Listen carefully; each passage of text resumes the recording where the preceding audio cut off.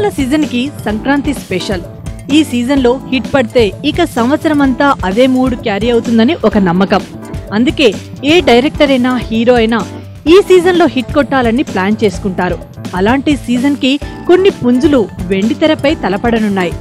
నాయక్ తో చరణ్, సీతమ్మ వాకిట్లో సిరిమల్లె చెట్టుతో వెంకీ, మహేష్, విశ్వరూపంతో కమల్ ఈ బరిలోకి దిగుతున్నారు.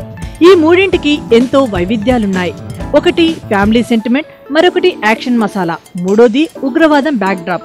ఇక విడుదలైన ట్రైలర్స్ ఇప్పటికే ఒక రేంజ్ లో ప్రేక్షకుల్ని ఆకట్టుకున్నాయి.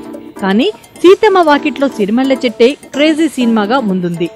అదిరిపోయే కాంబినేషన్స్, అచ్చ తెలుగు వాతావరణం, అర్థవంతమైన పాటలు, ఆకట్టుకునే నటన, ఇవన్నీ ఈ సినిమాపై ఎక్స్పెక్టేషన్స్ ఎక్కడికో తీసుకెళ్లాయి.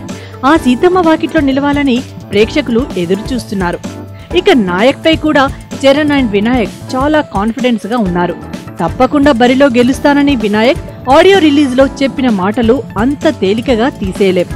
విశ్వరూపం కూడా ఒక కొత్త పంతాలో డిటిహెచ్ల ద్వారా ప్రేక్షకుల ముందుకు రానుంది.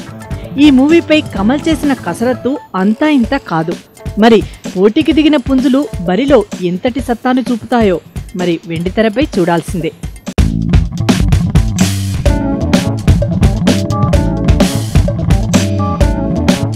రాజశ్రీ తెలుగు నుండి ఈ రిపోర్ట్ అందిస్తున్నది కుమార్.